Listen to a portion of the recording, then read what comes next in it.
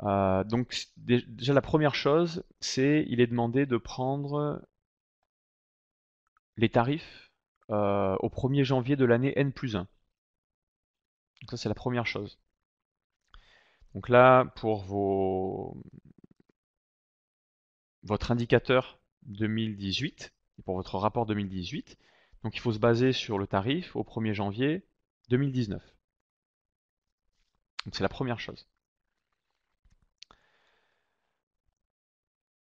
Ensuite, deuxième chose, bon, bah, vous allez tout ramener à 120 mètres cubes, donc vous allez prendre la prime fixe sur 12 mois, vous allez prendre 120 mètres cubes annuels multipliés par votre part variable, alors éventuellement avec des tranches, si vous avez des tranches de consommation et un tarif progressif. Voilà, et le point d'attention qui est vraiment important, c'est que il va falloir compter le montant de la redevance qu'on appelle modernisation des réseaux de collecte de l'agence de l'eau, et que cette redevance-là. Voilà. Généralement dans votre facture, donc vous avez trois redevances, une redevance pour prélèvement, une redevance pour pollution et une redevance pour modernisation des réseaux. Alors dans l'assainissement collectif, il faut compter que celle sur la modernisation parce que les deux autres sont comptés sur le prix de l'eau potable. Donc une fois de plus, c'est pour qu'on ne compte pas deux fois les mêmes choses. Voilà, donc là, c'est vraiment quelque chose sur lequel il faut être vigilant. Donc compter uniquement cette redevance en plus du tarif collectivité et potentiellement délégataire. Voilà, et ensuite, dernier élément, donc si vous êtes assujetti à la TVA, il faut rajouter la TVA, et si vous ne l'êtes pas, il n'y a pas lieu de la mettre. Alors ensuite, avec les transferts de compétences, on est confronté à une nouvelle difficulté, c'est que une communauté d'agglomération ou communauté de communes peut avoir plusieurs tarifs suivant la commune, en attendant une convergence, mais future, qui n'est pas encore. Donc c'est le cas de la majorité des communautés. Donc vous avez les tarifs différents par commune et se pose la question de comment vous calculez un seul tarif pour votre service alors que vous avez un tarif par commune. Donc ce qui est recommandé pour l'instant, c'est d'indiquer le tarif de la commune ou de la collectivité qui a le plus d'abonnés. Et ensuite en commentaire, vous pouvez mettre les tarifs des autres collectivités. Voilà, donc ça c'est une méthode temporaire, puisque donc l'État est en train de développer une version 4.0 de 6PA qui permettra de, quand vous avez plusieurs tarifs pour plusieurs communes, de rajouter le nombre de communes autant que nécessaire avec leurs tarifs spécifiques. Voilà, parce que c'est quelque chose qu'on retrouve sur une majorité des regroupements de collectivités, hein. Voilà.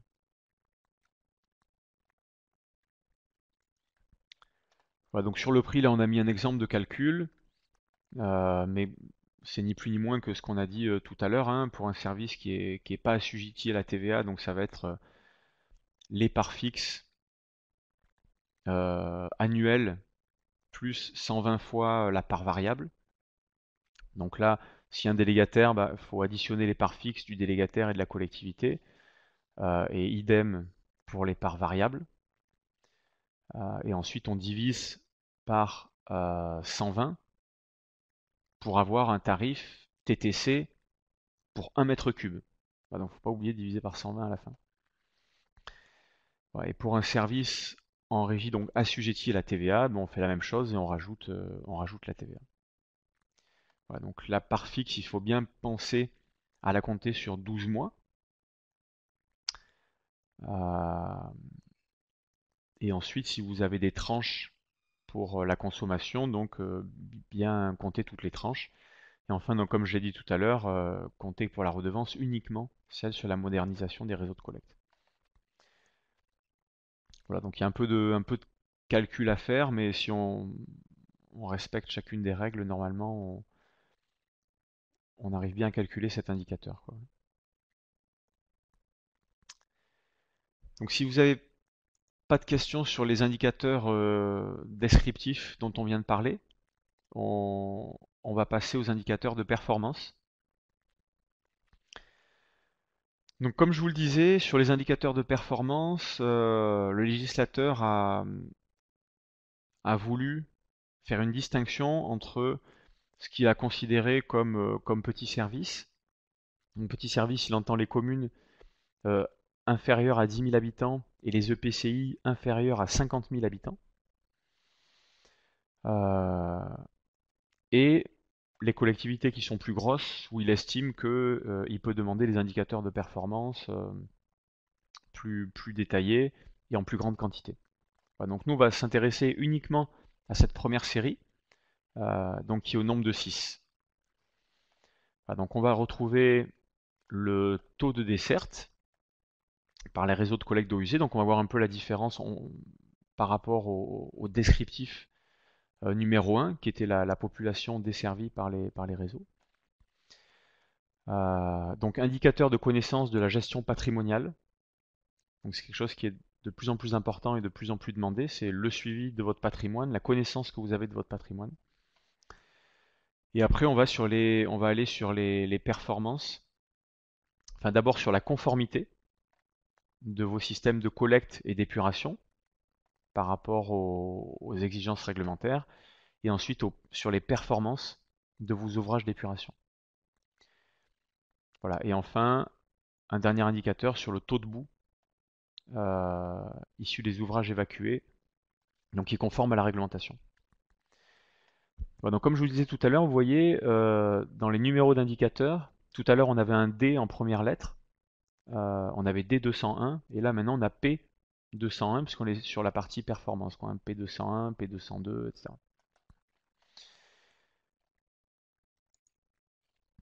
Voilà, et là on a indiqué, donc juste pour mémoire, parce qu'on ne va pas s'y intéresser aujourd'hui, donc il y a une autre série de 8 indicateurs, en plus des 6 précédents, qui est demandée aux plus grosses collectivités, donc de plus de 10 000 habitants, et aux EPCI de plus de 50 000 habitants.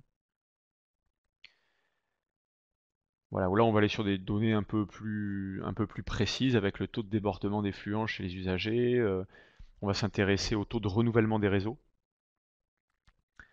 à la connaissance des rejets dans le milieu naturel et aux indicateurs financiers dont on parlait au début, donc extinction de la dette, taux d'impayé des factures et taux de suivi des réclamations. Voilà, donc pas mal d'indicateurs clientèle qu'on demande pour les gros services et pas pour les petits.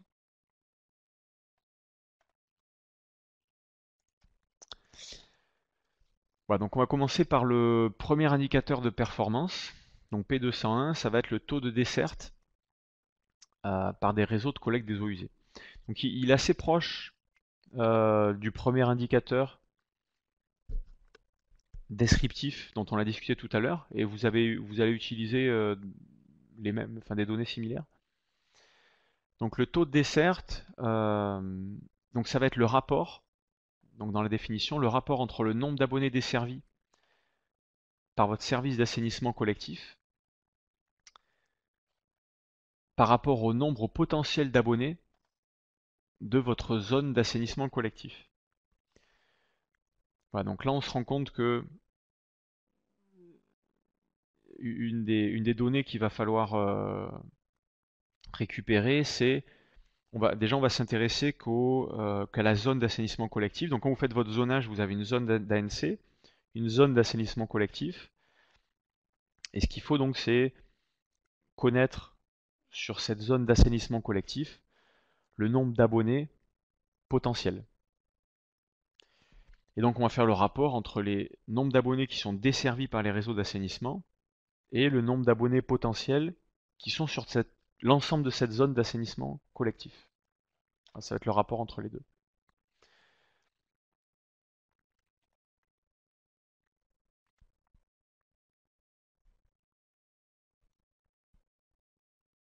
Voilà, dans les remarques, donc on a mis un abonné avec plusieurs points de rejet n'est comptabilisé qu'une fois.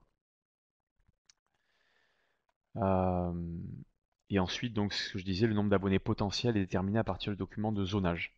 Voilà, donc il faut bien que sur l'ANC, on s'intéresse qu'à la partie zonage assainissement collectif, et il faut connaître le nombre d'abonnés potentiels. Donc taux de desserte, ça va s'exprimer en pourcentage. Donc si vous desservez l'ensemble des abonnés, l'ensemble de la population qui est sur votre zonage d'assainissement collectif, donc vous sera 100%. Et puis ensuite, s'il y a une partie de la population qui est sur votre zonage d'assainissement collectif, mais qui n'est pas desservie, euh, bah vous calculez en population ou en abonnés ce que ça représente, et du coup, bah vous descendrez en fonction à 98, 95, 90% de desserte. Voilà. Donc c'est un calcul à réactualiser chaque année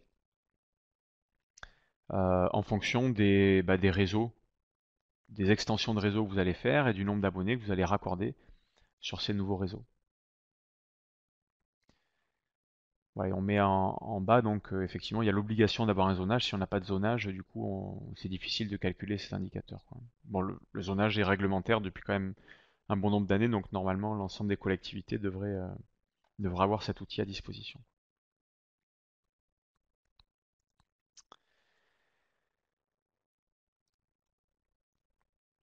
Voilà, s'il n'y a pas de questions sur ce premier indicateur taux de dessert, donc on va passer à l'indicateur de connaissance de gestion patrimoniale. Donc, c'est même pas un indicateur, là, c'est un indice, puisque on se rend compte que, en fait, c'est une notation de 0 à 120, donc 0 minimal, 120 maximal. Et puis, en fonction de là où vous en êtes, en termes de connaissance de vos réseaux et de gestion patrimoniale, bah, vous allez ajouter des points. Et vous allez voir où est-ce que votre service se situe par rapport au 120 qui est la notation maximale. Voilà, donc il y a une première partie qui correspond au plan de réseau de collecte. Donc si vous avez aucun plan de réseau ou des plans très incomplets, donc là vous pouvez mettre 0. Mais bon, euh, allez, on peut considérer que vous avez tous des services qui fonctionnent correctement, donc c'est quelque chose que vous devriez avoir. Donc vous devriez avoir au moins les 10 premiers points avec l'existence d'un plan de réseau qui localise les ouvrages annexes. Donc ça va être les postes de relèvement par exemple, les déverseurs d'orage, et les points d'autosurveillance du fonctionnement du réseau. Voilà, autosurveillance, donc ça va être les déversoirs d'orage. Voilà, et ensuite vous rajoutez 5 points si vous avez une procédure de mise à jour du plan qui est au moins annuelle. Donc l'idéal, c'est pas forcément de le faire annuellement, mais c'est de le faire au fil du temps. Donc on recommande pour la gestion patrimoniale, ben, vous avez des plans de réseau, vous faites des nouveaux ouvrages, une extension de réseau, un nouvel ouvrage d'épuration, de relèvement, bah, vous mettez à jour en même temps vos plans pour intégrer ces nouveaux ouvrages. Donc si vous faites l'ensemble de ces choses, donc vous arrivez à un premier total de 15 points.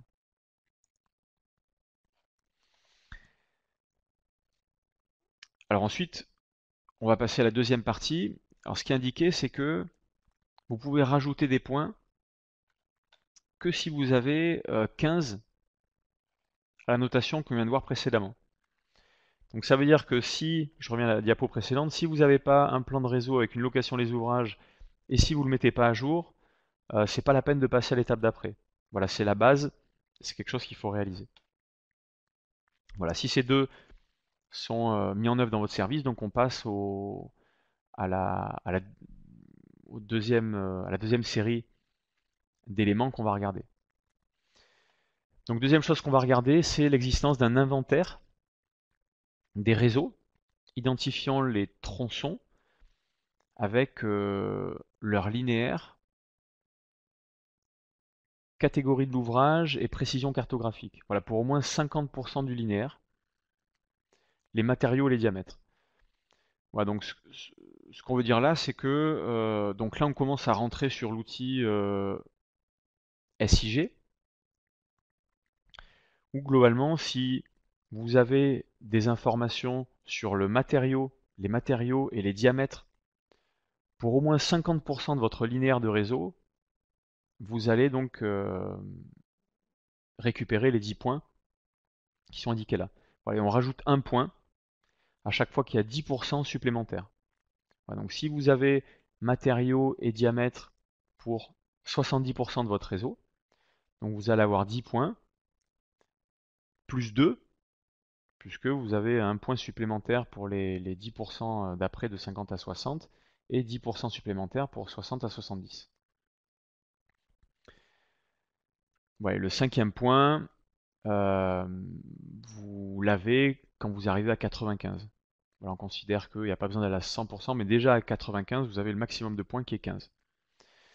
Voilà, donc là on regarde pour chaque tronçon de réseau les matériaux et les diamètres. Ensuite, donc le deuxième indicateur auquel on va s'intéresser, c'est est-ce qu'il y a mention de la date ou de la période de pause.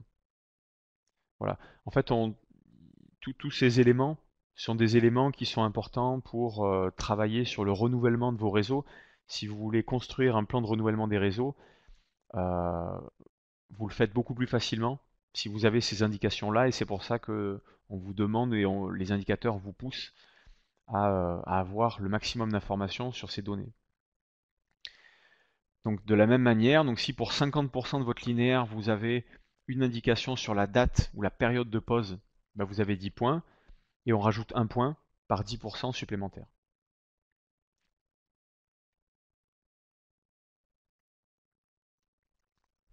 Voilà. Et quand on additionne euh,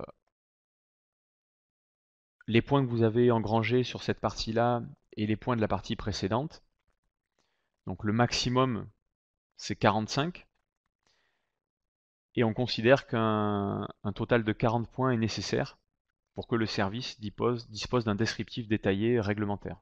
Voilà, donc on vous demande quand même d'arriver au moins jusqu'à 40. Donc ce qui veut dire que si vous avez les informations matériaux, diamètre et année de pose sur seulement 50% du linéaire, vous ne serez pas au 40. Voilà, il faut que vous soyez au moins à 75%, 80% pour ces trois informations-là pour atteindre les 40 points qui sont demandés.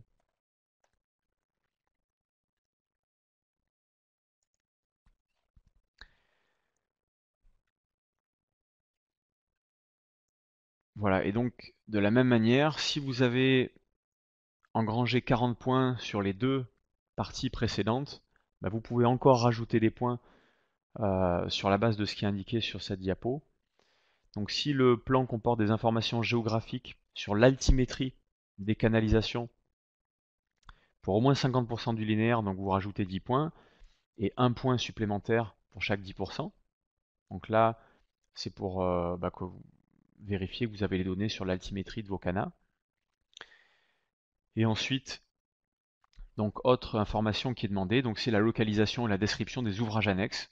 Donc ce qu'on disait tout à l'heure, les postes de pompage, donc les postes de relèvement et les déversoirs. Donc vous avez 10 points supplémentaires si ces ouvrages sont indiqués euh, sur vos outils de gestion patrimoniale. Et encore 10 points supplémentaires si vous avez un inventaire des équipements électromécaniques. Alors l'inventaire des équipements électromécaniques, il n'est pas forcément lié à votre outil de cartographie, mais ça peut être un inventaire sur Excel qui reporte l'ensemble de vos équipements électromécaniques. Et puis les informations qui sont intéressantes, c'est l'année de pause. Ça vous permet de mesurer l'ancienneté. Et éventuellement le prix pour vous, parce que ça vous permet d'anticiper un peu sur vos programmes de renouvellement et les budgets associés, quoi. Quelques données clés sur la capacité, par exemple pour les pompes, la taille des pompes et quelques caractéristiques principales, quoi. Donc ça peut être un inventaire qui est sur Excel. Voilà, donc vous additionnez tous les points au fur et à mesure que vous avancez. Et donc vous l'avez vu, à chaque fois il y a des minimums à atteindre pour qu'on puisse considérer et additionner les points des étapes suivantes.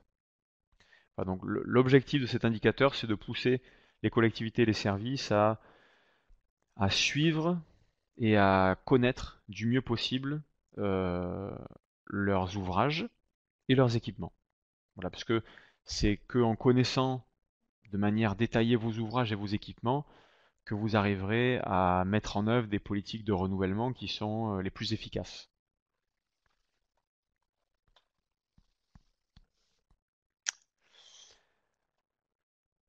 Voilà, donc pour arriver à 120, il y a une dernière série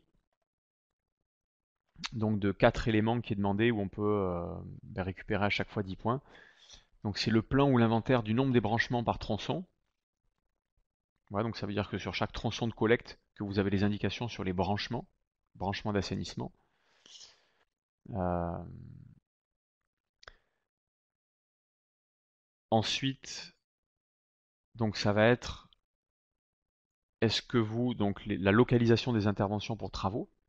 Donc est-ce que, donc là par contre ça peut être que sur un SIG. Donc pour optimiser, c'est pareil, vos travaux, vos renouvellements et l'identification de vos points noirs sur vos réseaux de collecte notamment. C'est bien à chaque fois que vous faites une intervention de l'indiquer sur le SIG. Comme ça ensuite sur un tronçon, si vous voyez que vous avez fait plusieurs interventions, que le problème n'est pas résolu, que vous y retournez à chaque fois, c'est peut-être à renouveler en priorité par rapport à d'autres parties de votre réseau. Euh, donc l'idée ici, c'est de reporter toutes les interventions et les travaux que vous faites sur chaque tronçon. Donc les informations sur les curages, curatifs, mais aussi préventifs, les interventions des obstructions, de réhabilitation, notamment. Voilà, donc si vous reportez ça sur votre SIG, donc vous gagnez 10 points supplémentaires. Ensuite, il y a 10 points si vous mettez en œuvre un programme pluriannuel d'enquête sur votre réseau. Voilà, donc ça va être des inspections sur le réseau. Donc des inspections, alors soit visuelles, donc ça va être vos agents qui font des inspections visuelles tout au long de l'année. Et ensuite, ça peut être des inspections avec des équipements type euh, test à la fumée ou coloration. Donc voilà, si vous avez des actions de ce type qui sont engagées chaque année, vous rajoutez 10 points. Et enfin, les 10 points, les 10 derniers points, donc c'est si vous mettez en œuvre un programme pluriannuel de travaux de réhabilitation et de renouvellement. Voilà, avec un programme détaillé avec estimatif sur au moins 3 ans. Donc ça, c'est le niveau final, c'est-à-dire que toutes les données qu'on vous demande d'engranger et qu'on a vu tout à l'heure, hein, que ce soit les données sur les réseaux, donc les diamètres, les matériaux, les années de pause, euh, et les données sur tout le report de toutes les interventions que vous faites de curage et des obstructions, ça vous permet de définir un programme pluriannuel de travaux qui est efficace, et c'est ce qu'on vous demande au final.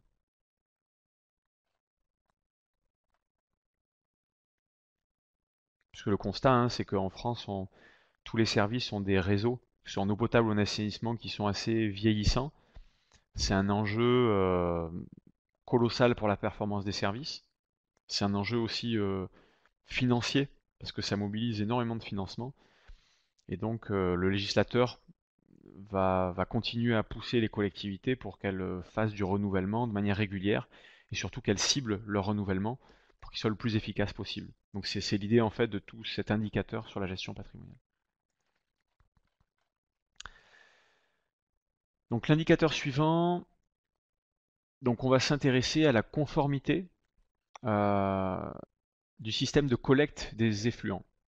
Bon, alors, au regard de la directive ERU et de sa transposition dans le droit français.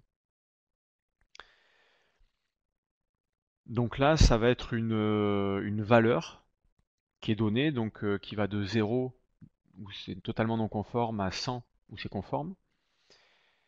Et c'est calculé pour tous les services assurant une collecte des eaux usées d'une taille supérieure à 2000 équivalents habitants. Donc voilà, donc ça veut dire que votre réseau, si il draine des eaux usées pour un périmètre qui regroupe plus de 2000 équivalents habitants, donc vous allez devoir faire ce calcul de conformité de la collecte, sachant que vous allez le voir, enfin on le voit en bas, d'ailleurs allons directement à la partie verte. C'est que on discute un peu de l'indicateur aujourd'hui là, mais en fait c'est un indicateur qui est calculé par l'AFB pour chaque service et il vous envoie le résultat de cet indicateur.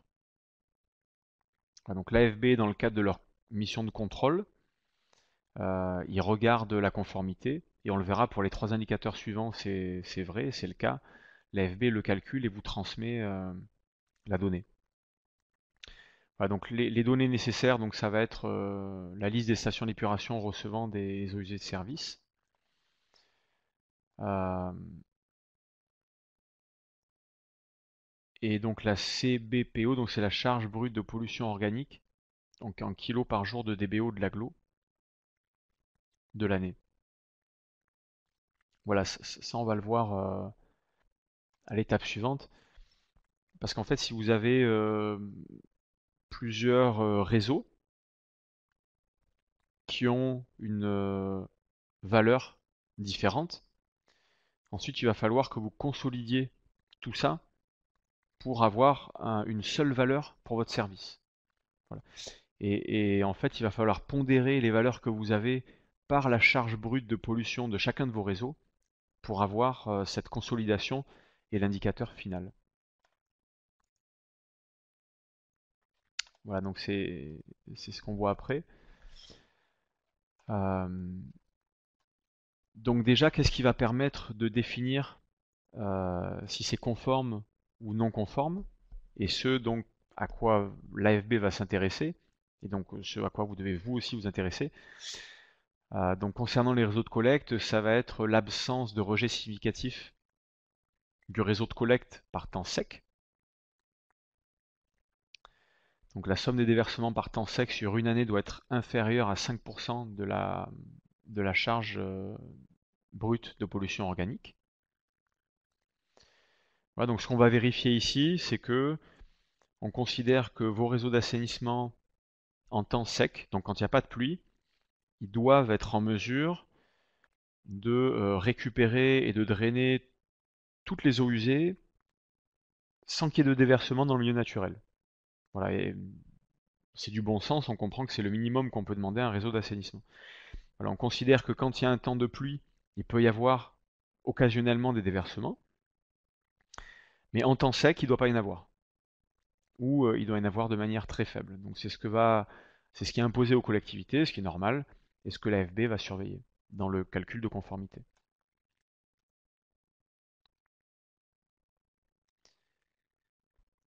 Voilà, et donc ce qui est indiqué en dessous, donc pour les collectivités, donc la conformité globale est obtenue en faisant la moyenne pondérée euh, de la CBPO pour chaque agglo du service. Donc si vous avez plusieurs réseaux distincts sur plusieurs collectivités, vous prenez la valeur de chacun, vous la multipliez par la charge de pollution organique drainée par chacun des réseaux, euh, et ensuite vous additionnez l'ensemble, vous divisez par la charge pollution organique totale, et vous avez votre conformité globale à l'échelle du service.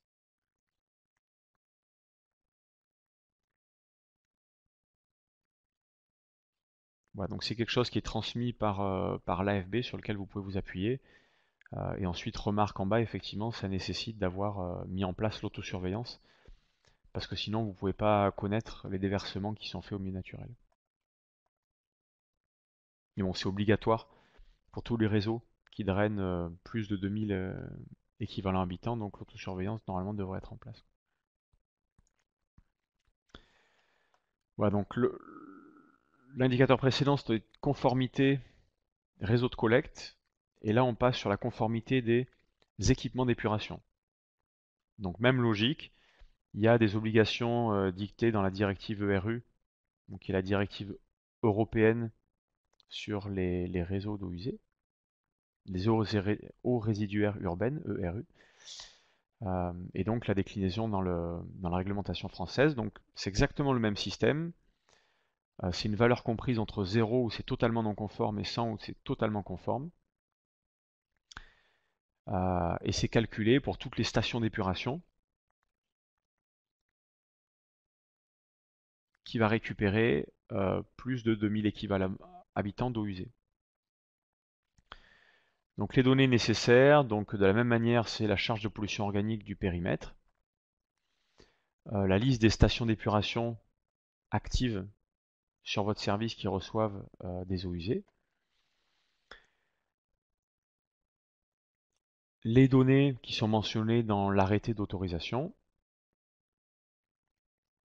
les performances épuratoires, capacité de station, etc. Donc ce sont des données qui sont dans l'arrêté d'autorisation. Et par contre, les performances épuratoires, c'est quelque chose qu'il faut que vous obteniez de la part de vos exploitants chaque année. Voilà, donc vous le voyez dans la partie en vert à la fin. Donc de la même manière que pour le précédent, c'est un indicateur qui est calculé par l'AFB pour chaque service. Donc à chaque fois que vous avez une station d'épuration qui récupère les eaux usées de plus de 2000 équivalents habitants. Et de la même manière que pour le réseau de collecte, si vous avez plusieurs stations d'épuration, l'AFB vous transmet une valeur pour chaque station d'épuration. Et pour consolider, avoir une seule valeur sur le service, vous devez faire une moyenne pondérée sur la base des charges de pollution organique de chacune des stations.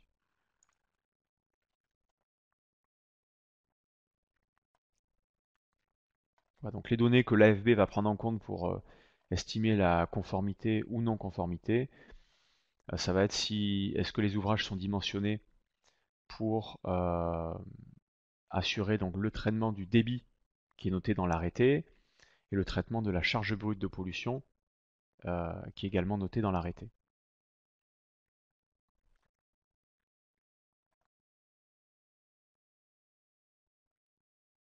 Voilà, et ensuite, donc le calcul, c'est une pondération, comme je vous le disais, si vous avez plusieurs stations d'épuration.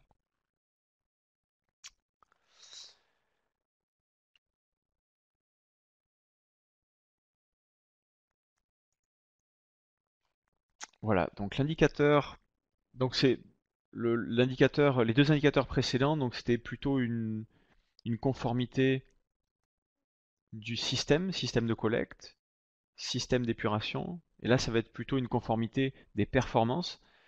Donc on va aller regarder les performances de chacun de vos ouvrages d'épuration. Donc une fois de plus, c'est le même système, 0 totalement non conforme, 100 totalement conforme, et une valeur intermédiaire qui est déterminée par l'AFB en fonction des problèmes qui se posent sur la station.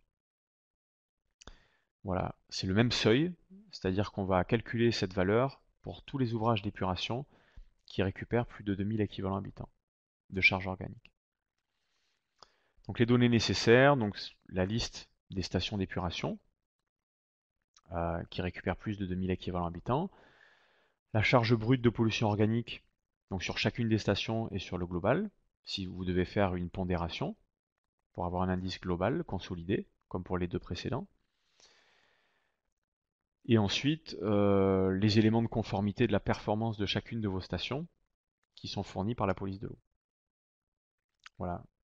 Même système que pour les deux précédents, donc c'est l'AFB qui pour chaque service, chaque station, va vous calculer la valeur. Voilà, donc là par contre ce qu'on va regarder, c'est que votre station fournit un niveau de traitement et une performance qui est bien conforme à l'arrêté de rejet. Voilà, donc la police de l'eau, l'AFB, va comparer les performances de votre station avec les obligations de l'arrêté, et ils vont voir si ça répond totalement aux exigences de l'arrêté, ben, ce sera conforme, pas du tout non conforme, et puis s'il y a quelques problèmes qui se posent, l'AFB arbitrera pour établir une valeur, une notation entre 0 et 100. Voilà, donc là vous prenez que les stations d'épuration qui sont sur votre service, sur votre territoire. On voyait le cas de tout à l'heure de soit d'eau usée de votre territoire qui vont sur une station d'épuration d'un autre territoire, donc là vous ne prenez pas en compte.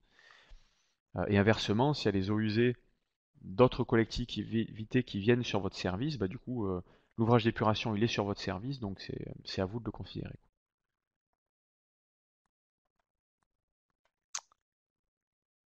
Voilà. Donc là, il y a l'AFB qui apporte une grande aide dans le calcul.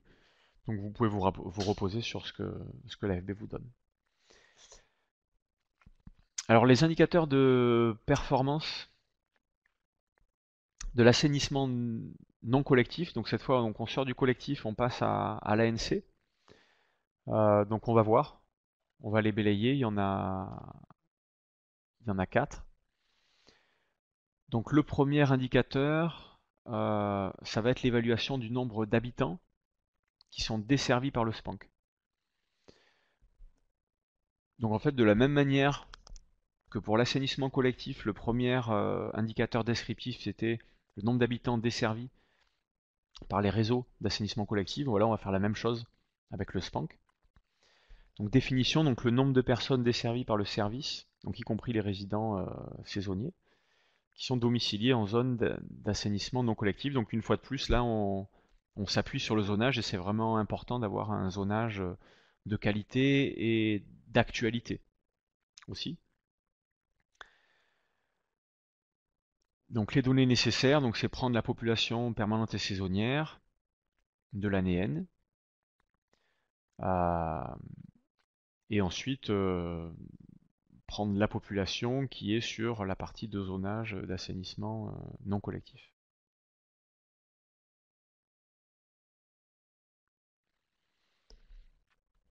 Voilà, donc c'est quelque chose qui est vivant, puisque bah, à chaque fois que vous allez avoir des constructions dans l'année qui sont sur votre périmètre d'assainissement non collectif, bah, il va falloir que vous rajoutiez le nombre d'habitants. Donc globalement, une fois que vous avez fait ce premier calcul, ce qu'il faut chaque année, c'est que vous preniez ben, le nombre d'habitants de l'année précédente et puis vous rajoutez le nombre d'habitants vivant dans des constructions, dans des habitations qui sont nouvelles sur le périmètre d'assainissement non collectif.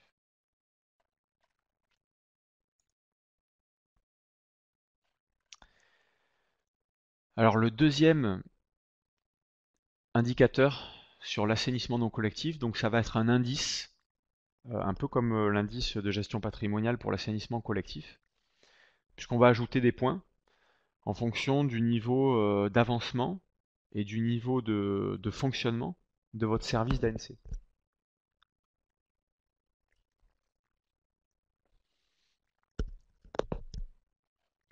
Donc là, on a un nombre de points, et c'est pareil.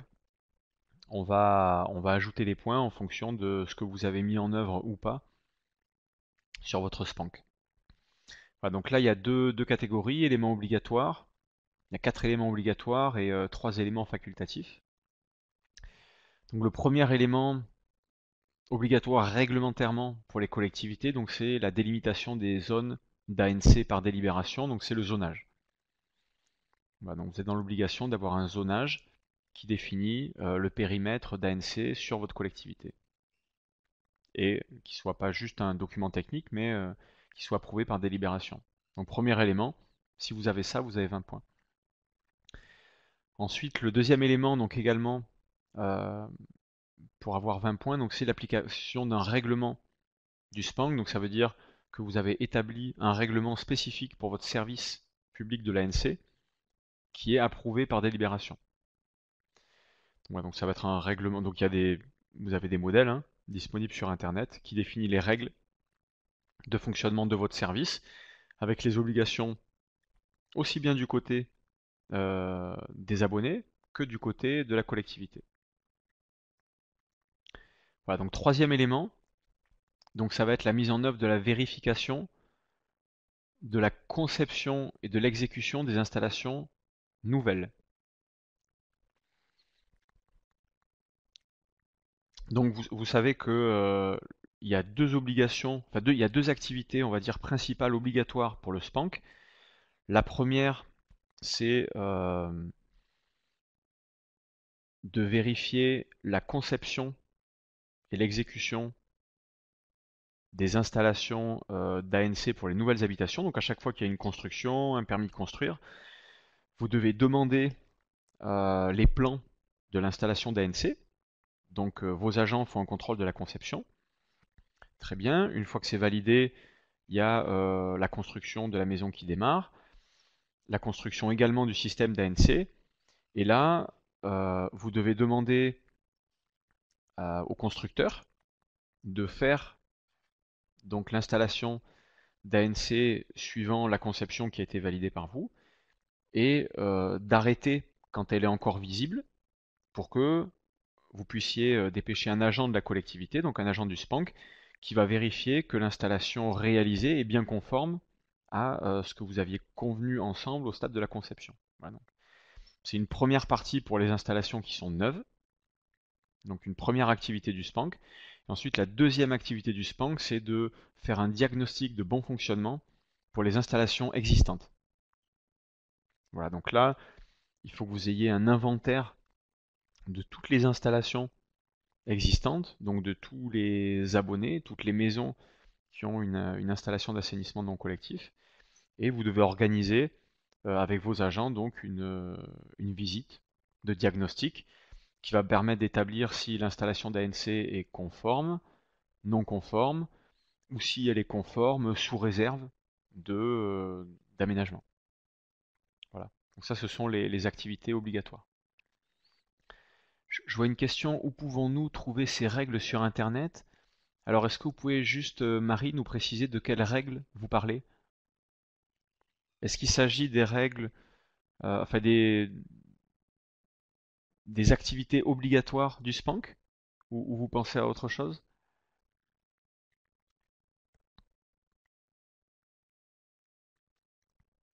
D'accord. Donc là, j'ai pas le numéro en tête, mais la réglementation, j'essaierai de la retrouver là en faisant une petite recherche avant qu'on termine. Donc la réglementation définit les obligations du SPANC, tout simplement. Et c'est là où on va retrouver notamment l'obligation donc de contrôle, de conception et d'exécution des installations nouvelles, l'obligation de diagnostic du bon fonctionnement des installations existantes, et sachant qu'ensuite il y a aussi une obligation, donc vous avez fait un diagnostic, c'est bien, à un instant T, admettons en 2019, vous avez fait le diagnostic d'une installation, la réglementation vous dit que c'est bien d'avoir fait le diagnostic, mais ce qu'il faut, c'est repasser et vérifier le bon entretien au moins une fois tous les 10 ans. Voilà. Donc il y a une série d'obligations réglementaires pour le SPANC. Je vais essayer de vous retrouver le texte réglementaire avant qu'on termine. Donc là je poursuis, donc on a vu les éléments obligatoires qui sont les obligations réglementaires pour le SPANC. Donc c'est le minimum à réaliser pour chaque SPANC. Et ensuite il y a les éléments facultatifs. Donc là vous n'êtes pas obligé. Mais il y a des points supplémentaires. Donc si votre SPANC est organisé pour assurer l'entretien des installations, donc ça veut dire que en tant que collectivité via votre SPANC, vous pouvez proposer à vos abonnés un service d'entretien des installations. Donc entretien, ça va surtout être les vidanges. Voilà, donc soit il y a un réseau de vidangeurs agréés auxquels les abonnés peuvent s'adresser, soit il y a certaines collectivités qui s'équipent pour faire et proposer la vidange. Voilà, mais vous n'êtes pas obligé de le faire. Voilà, c'est peut-être pertinent pour les gros services, peut-être moins pour les petits. Donc là, vous êtes libre. Il y a juste des points supplémentaires si c'est le cas chez vous. Voilà, ensuite, deuxième niveau, donc est-ce que votre SPANC, il est organisé et il est en mesure d'assurer des travaux de réalisation d'installations nouvelles ou de réhabilitation d'installations existantes? Donc c'est pareil, c'est un service que votre SPANC peut proposer à vos abonnés. C'est pas du tout obligatoire. Et donc le dernier, c'est donc l'existence d'un service capable d'assurer le traitement des matières de vidange. Donc là par contre, c'est donc le traitement des matières de vidange en général se fait sur les stations d'épuration. Donc ça veut dire que si sur vos stations d'épuration vous avez une unité spécifique qui permet d'accueillir les matières de vidange venant d'ANC, donc en général vous avez un système où vous avez un accueil des camions de curage, donc ils viennent les camions de curage, ils se raccordent. Ensuite, ils versent dans une première fosse, on vérifie la qualité des effluents, hop, ça passe dans une deuxième fosse. Et ensuite, si les effluents sont corrects, enfin, si les matières de vidange sont correctes, hop, ça part dans la file bout, la file haut et bout de votre station d'épuration. Il y a un débitmètre qui compte les matières de vidange qui sont passées, comme ça vous pouvez facturer, parce qu'en général c'est un service qu'on facture, puisqu'ensuite il y a quand même un traitement à faire, et il y a l'installation aussi à construire adossé à la station d'épuration. Donc si sur vos stations d'épuration, vous avez ce système d'accueil des vidangeurs ou des camions de curage qui permet de traiter les matières de vidange, bah, vous pouvez rajouter 10 points.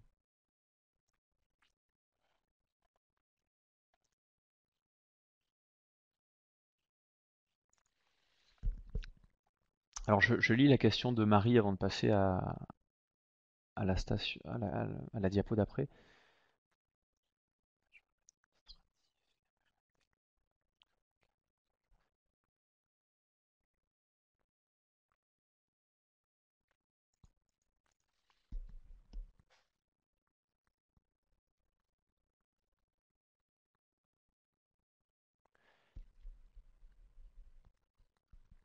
Alors Marie, si vous avez un SPANC, suivant la taille de la collectivité, donc il peut y avoir un ou plusieurs agents dans le SPANC. Euh, il peut même y avoir enfin, une moitié d'agents. C'est-à-dire que peut-être que, vu votre taille dans le SPANC, il n'y a pas besoin d'avoir une personne à temps plein.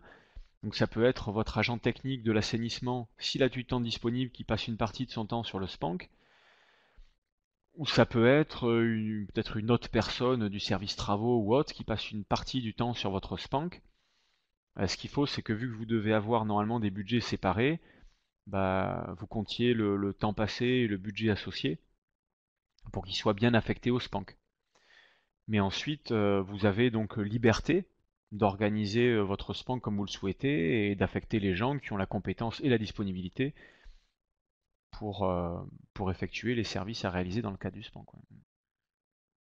Donc ça peut être votre agent technique de l'assainissement ou une autre personne qui est en mesure de le faire et qui a des dispos au sein de la collectivité.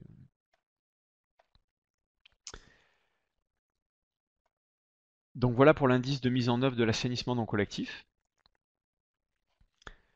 Donc ensuite, le dernier indicateur, ça va être le taux de conformité des, des dispositifs d'assainissement non collectif. Donc là, on va chercher, donc c'est un pourcentage. On va chercher à regarder le nombre d'installations qui sont conformes parmi les installations que vous avez contrôlées. Voilà, donc dans la définition, on retrouve ça. Donc nombre d'installations contrôlées qui sont conformes à la réglementation ou assimilées conformes. C'est-à-dire que ce sont des installations incomplètes ou sous-dimensionnées au 31 par rapport au nombre total d'installations contrôlées depuis la création du SPANC. Voilà, donc là, vous allez regarder le nombre d'installations que vous avez contrôlées depuis la création du SPANC. Donc premier élément. Et ce qu'on vous demande d'indiquer ici, c'est parmi tous ces contrôles que vous avez effectués, donc combien d'installations ont été conformes.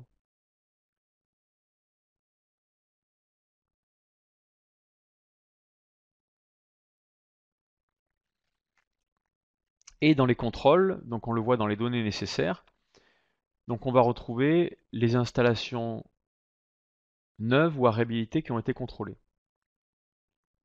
Et le résultat.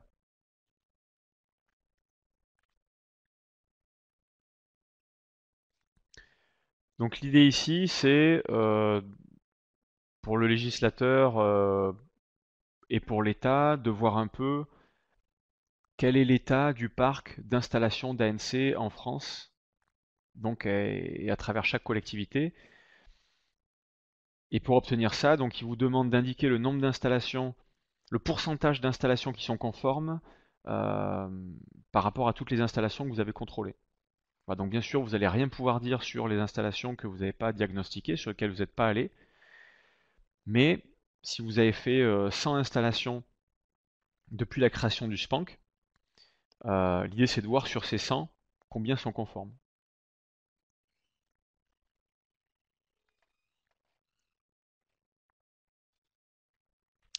Voilà, donc ce qu'il faut, là il y a un petit point de vigilance qui n'est pas noté, c'est que avec l'avancement des contrôles sur votre SPANC,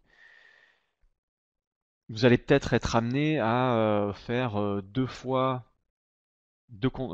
à faire deux contrôles, à aller deux fois sur la même installation. Euh, donc du coup, il ne faut pas que vous le comptiez deux fois. Donc tant que vous faites un premier diagnostic sur chaque installation, ben, vous allez considérer l'ensemble des diagnostics que vous avez fait et regarder le nombre que vous avez eu des installations conformes.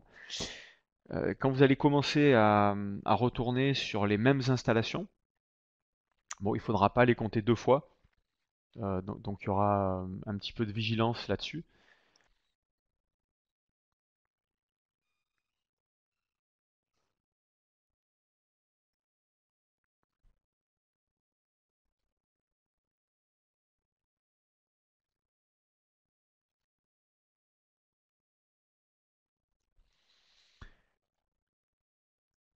Alors si, je vois la question de Laurence, donc le SPANC, et je comprends que c'est la compétence de la communauté de communes.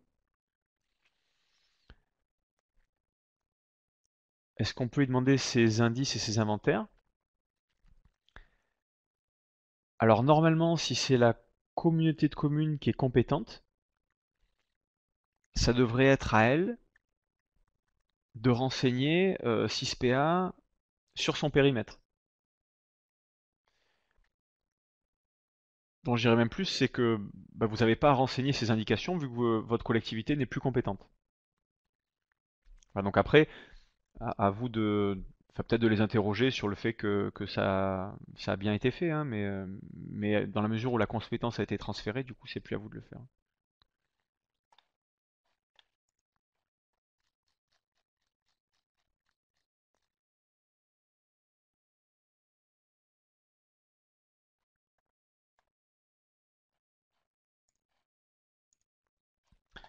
Voilà, donc là, il y a la règle de calcul hein, pour ce taux de conformité. Donc, c'est important, c'est de tenir à jour l'inventaire des installations d'ANC. Non seulement l'inventaire, mais le nombre que vous avez visité.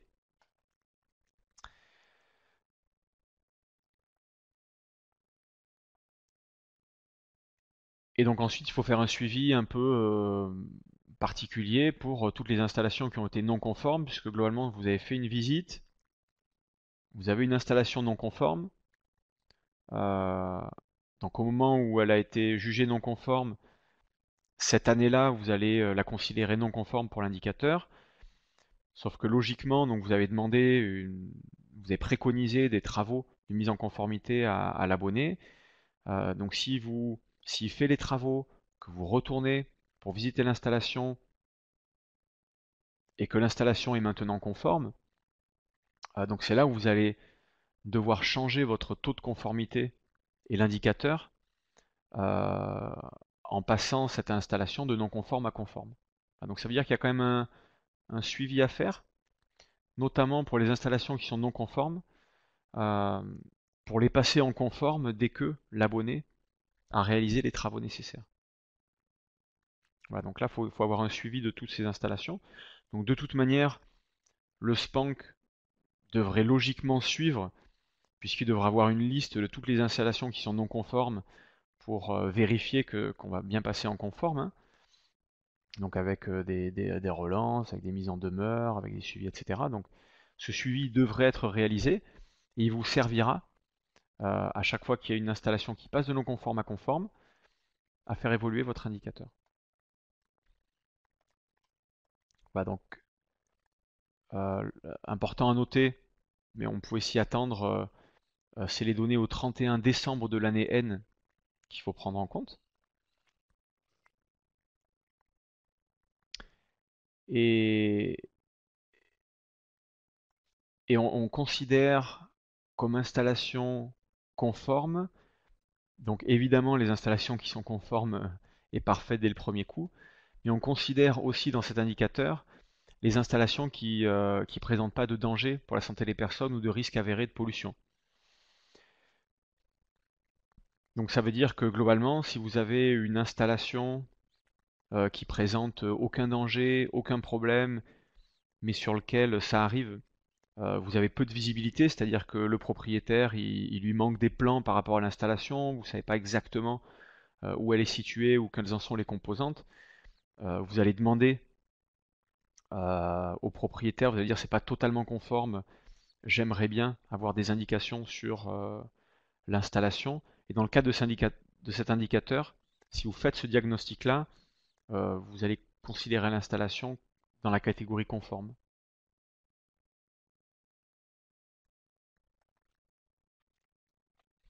Voilà, et donc important, on le disait au début, euh, pour le calcul de l'indicateur, donc on ne regarde pas le nombre d'installations qui sont contrôlées dans l'année, mais bien le nombre d'installations qui sont contrôlées depuis la création du SPANC.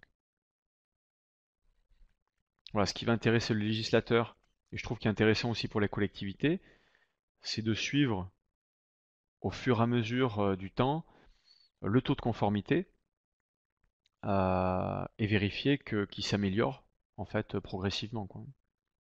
Ça montre que sur le parc d'installations d'ANC que vous avez contrôlé, bah, il y a une amélioration des installations et un nombre de conformités qui augmente régulièrement.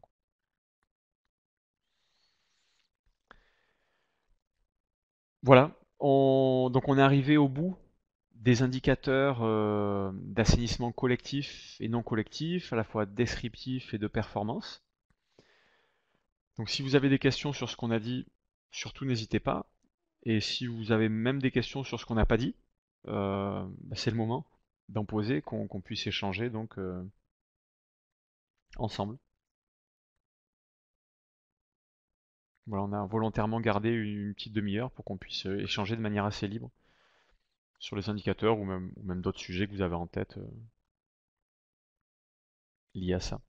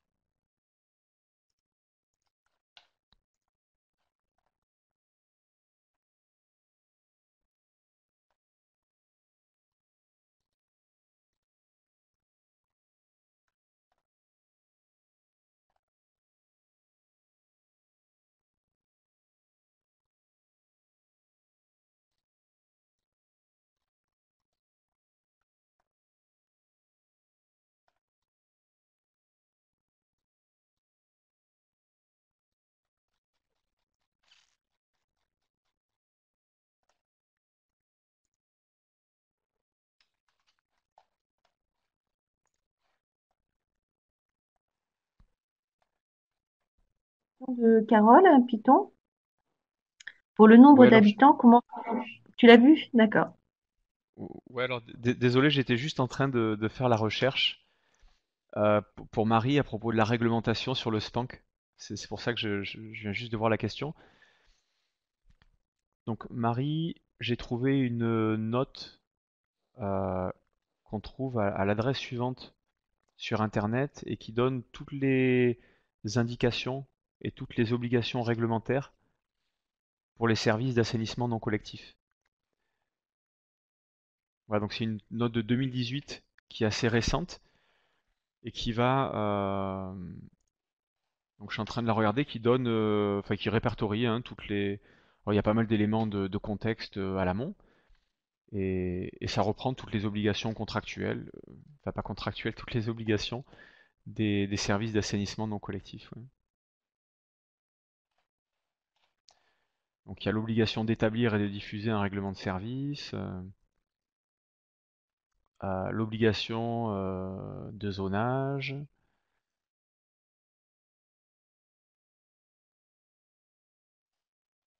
voilà, la mise en place de contrôle d'installation dès leur conception.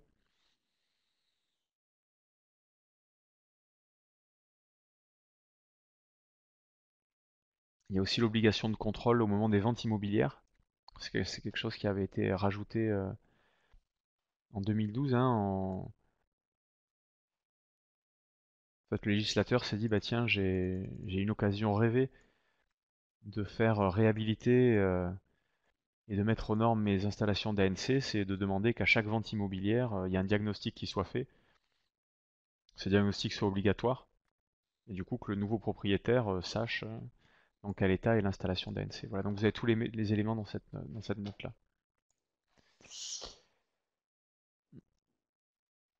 Alors ensuite, je regarde la question, donc pour le nombre d'habitants, comment prendre en compte population des campings?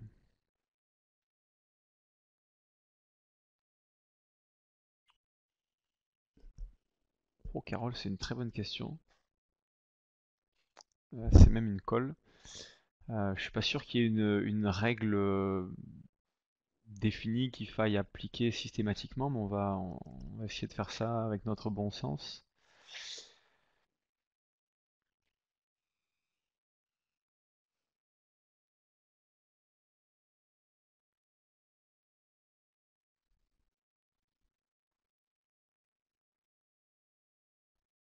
C'est vrai que ça fait une grosse différence.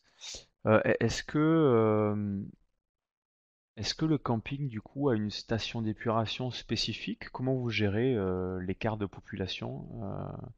Parce que je comprends qu'il y a une population hivernale de 1300 habitants et de 15 000 l'été. Donc ça veut dire que ça fait quand même un changement considérable.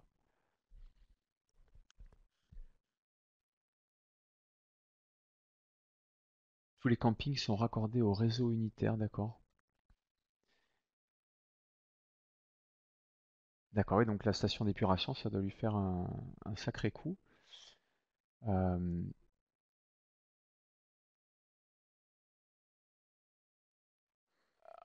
alors on va retourner dans la définition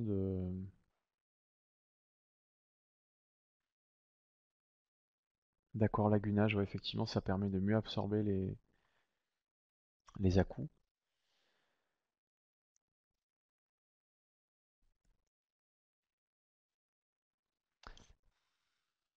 Alors pour le calcul de l'indicateur, moi j'aurais mis dans l'indicateur la population hivernale permanente. Et par contre, j'aurais plutôt mis un commentaire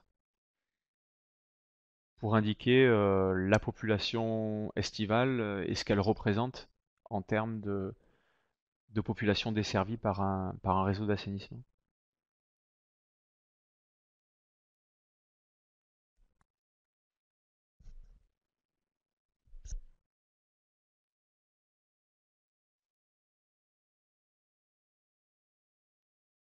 Je pense que c'est le plus simple parce que sinon, c'est vrai que si on met 15 000, c'est pas la réalité.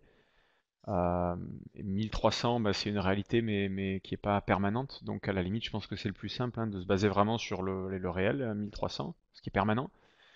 Et puis indiquer qu'il y a quand même cette variation importante dans la partie commentaire. Ouais.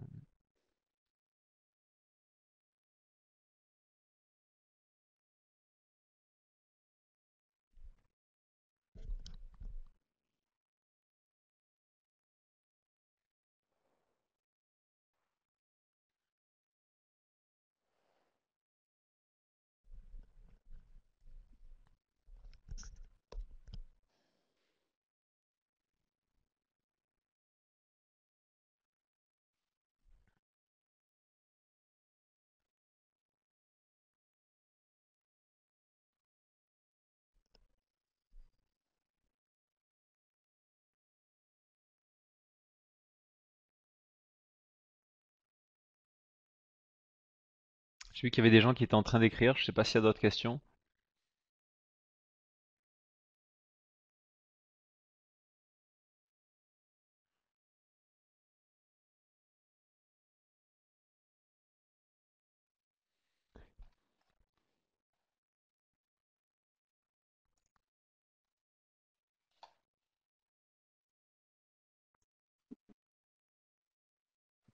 Donc, Ouais, s'il y a, pardon, ouais, il y a quelqu'un qui, oui. Vas-y, c'est bon. ouais, puis juste une chose, du coup, il y a un élément intéressant dont je voulais vous faire part, c'est que l'OIO à développer des petits MOOC, enfin qui sont des formations disponibles sur Internet. Donc c'est une petite présentation, vous activez, c'est oral. Euh, et du coup, il y a une formation qu'on a faite sur 6PA. 6PA, mais l'outil 6PA. C'est-à-dire que là, on a parlé des indicateurs, mais on n'a pas parlé de l'outil, de la saisie, et peut-être que des fonctionnalités de l'outil 6PA. Et si vous avez des questions là-dessus, peut-être que ça vaut le coup de regarder. Il y a des éléments sur le site, ses fonctionnalités, les outils. Je vous mets l'adresse là. Pam. Et voilà, c'est des petits modules de e-learning qui sont assez courts, hein, ça doit faire 3 à 5 minutes. Et ça permet de vous présenter un peu 6PA, son fonctionnement. Et si voilà, vous vous posez des questions sur la saisie ou enfin, c'est intéressant à regarder voilà, en complément de ce qu'on a dit aujourd'hui, je trouve que ça peut être très intéressant.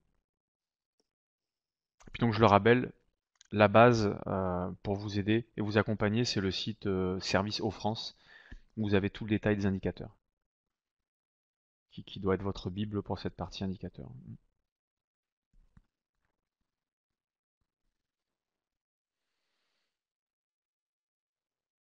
Bon, ouais, pour terminer, je vous remercie tous pour votre attention. J'espère que cet échange et ce qu'on aura pu partager pourra vous être utile. Puis bon, j'espère que j'ai essayé de faire mon mieux aussi pour l'animation parce que c'est pas toujours facile de parler 1 heure et demie devant son écran. Donc voilà, j'espère que de l'autre côté, c'était pas trop monocorde et facile à suivre. Et voilà, ben, je vous souhaite une bonne continuation dans vos activités et une bonne journée.